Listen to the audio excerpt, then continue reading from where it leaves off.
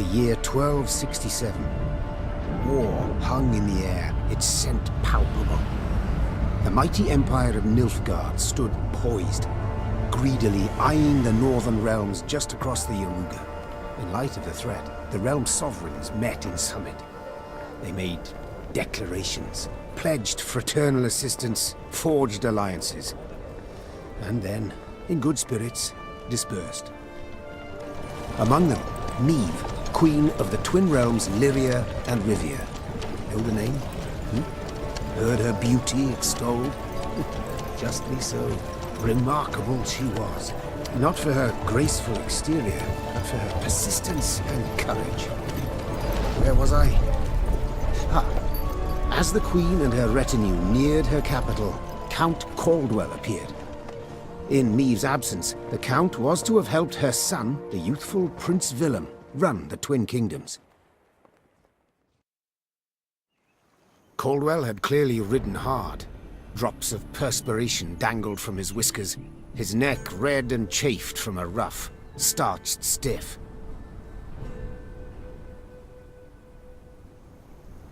Hail, Your Majesty! Delighted to see you in good health. The summit, it ended fruitfully, I hope? Yes, at its end, letters were exchanged, documents signed. Paper. Time will tell of what value. That will suffice as cordialities go, Caldwell.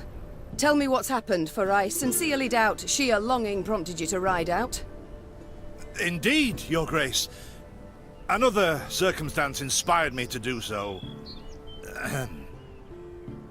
The strays of Spala, the bandits, I was to tend to during Your Grace's absence. The situation's gotten out of hand, I fear.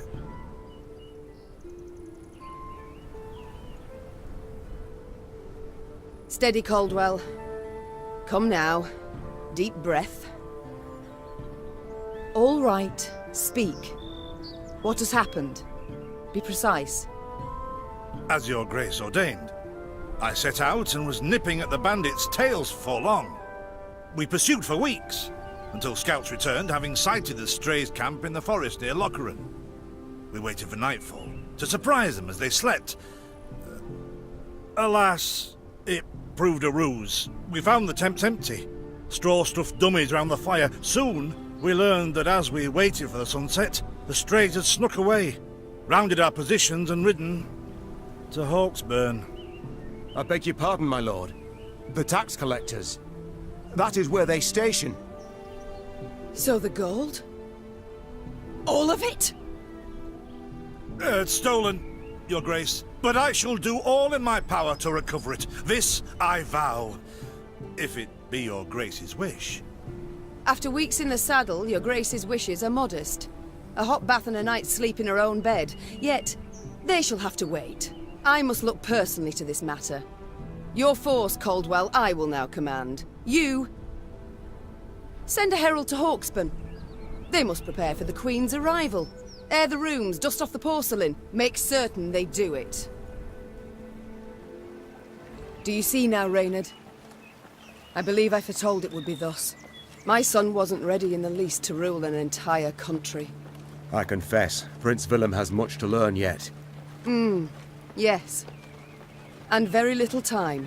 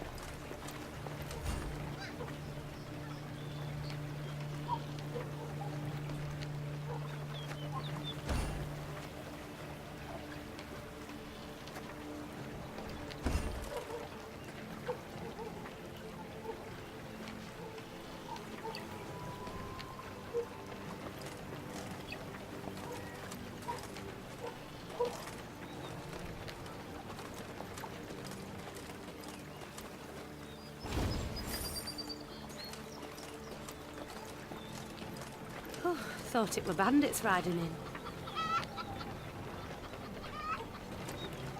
Milka. They stretched her over a fire till she told them where she buried her gold. Rather die than tell him she would. But I know where she kept it. Sit tight. Sketch it out for you.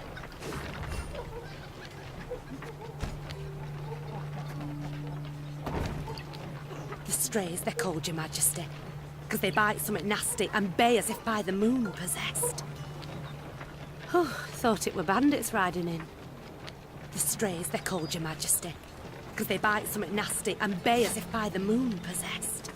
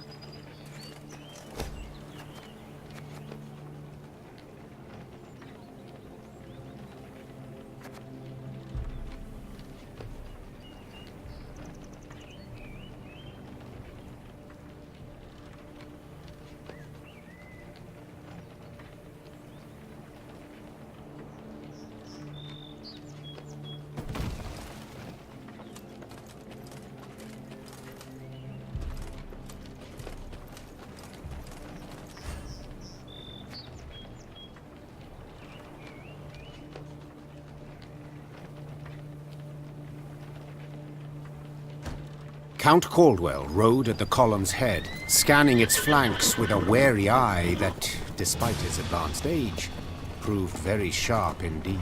Your Majesty! Bandits! There! At the tree line! The Count's footmen, unaccustomed to escorting their queen, sought to shield her with their bodies and assumed a tight formation to do so. They were promptly knocked aside as Meve charged headlong at the bandits, brandishing her blade and bellowing a ferocious cry. Attack! Charge!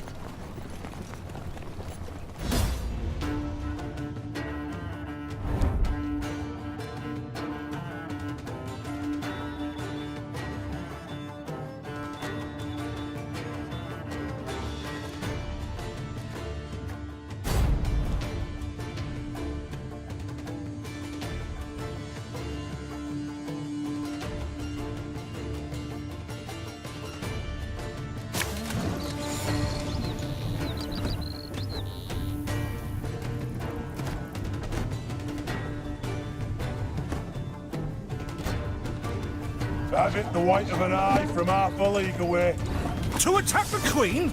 An outrage!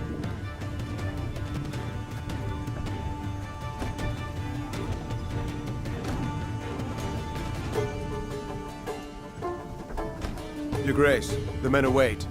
You must lead to begin the attack.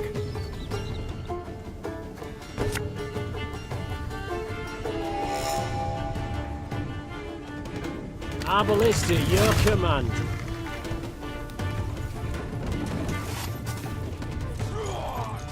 We'll catch 'em all!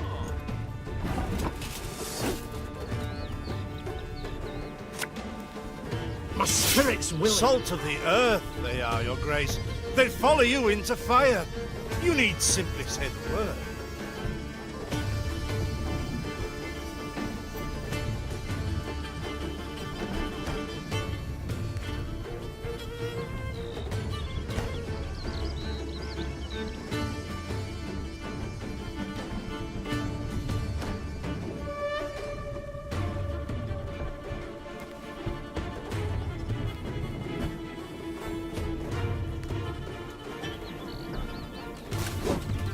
I shall teach you to respect the crown, you dogs!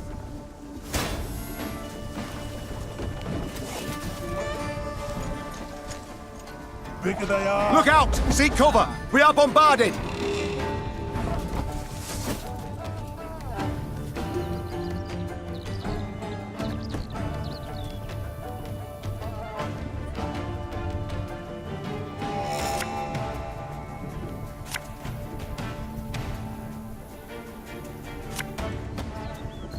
If you insist.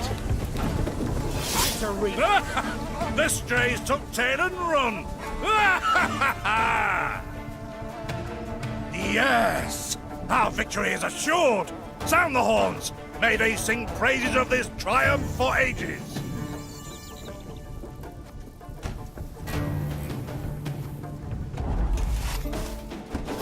Battle's not yet done. It is better to conserve our strength. Prepare for a strike that will prove decisive.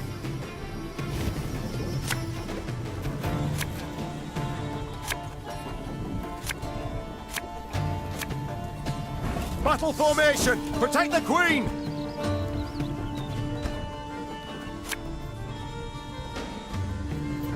Aye. Thing about slings, they hide well. I'm a more so.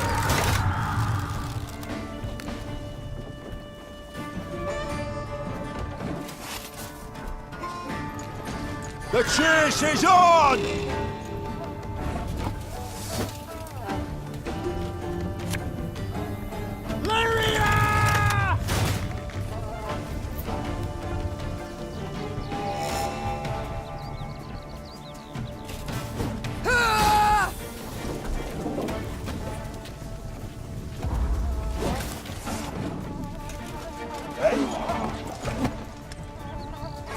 I congratulate you on your latest victory, Your Grace. The bandits stood not a chance.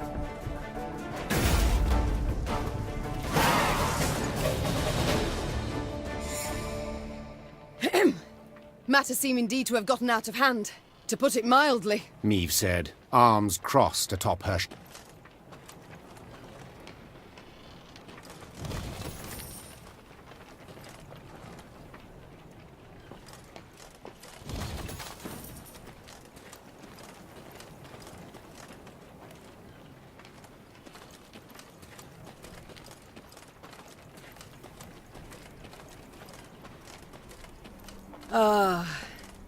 I do adore this prospect. Yes. Lyria, the Pearl of the North.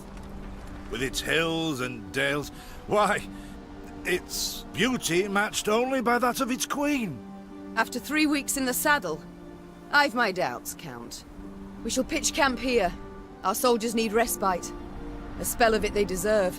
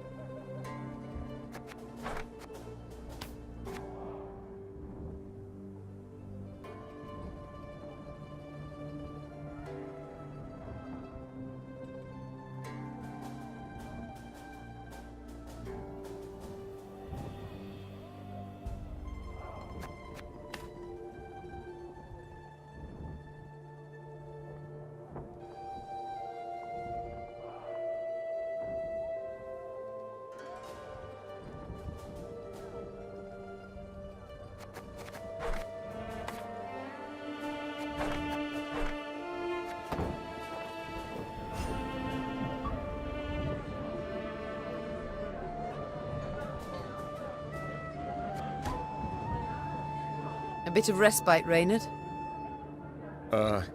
Yes. But if you've any new orders, Your Grace, I can be ready at any... At ease, Reynard. At ease.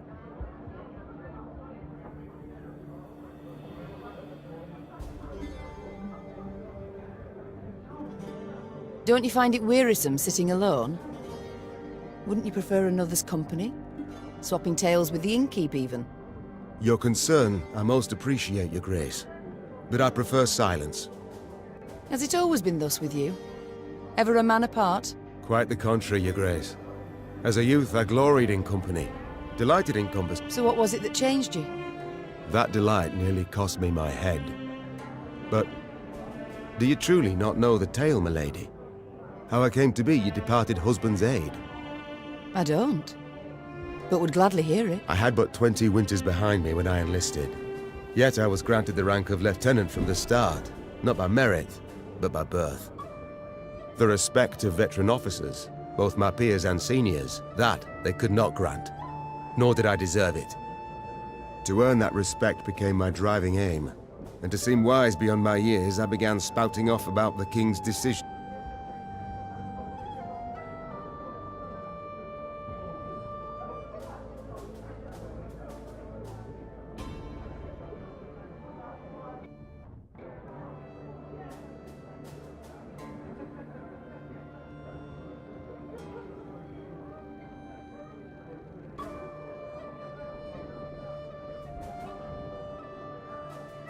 Well, a brilliant strategist Reginald was not. They dubbed him the courageous, not the cunning, for good reason, I dare say. It was not long before I was clanking about in shackles. Another officer had reported me. I was charged with lèse-majesté. The court-martial took but a quarter of an hour to deliver verdict and sentence. I was guilty of treason, and the noose awaited me.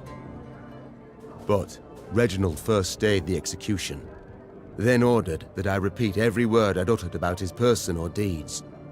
Soaked with sweat, my voice cracking, I did as he ordained. Reginald listened, raptly and silently, and when I'd finished, he declared I was right. He then appointed me his personal aide. A clever lad like you, I can always use at my side. Indeed. Though hardly sharp himself, wisdom in others Reginald both recognized and heeded. It was then I swore two things. Firstly, never again to wag my tongue like a fool. Secondly, never to betray his trust. And you never did. Know what he told me moments before he passed? Trust none of them, Meave. Save Reynard. The old sod was right about that, at least. I thank you for sharing that tale, Reynard. Truly. Alas, I've come to fear Willem might simply not be cut out to be a king, let alone a good one. A harsh judgment, Your Grace.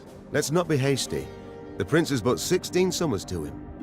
And is thus fully grown. The crown he should be able to bear at his age. Yet I left the land in his care for but a few months, and look what's become of it. Bandits roam and loot unchecked. We might yet learn of mitigating circumstances. Events beyond his control. Would that it were so, Reynard. Would that it were so. Elsewise we must hope Ansaeus will demonstrate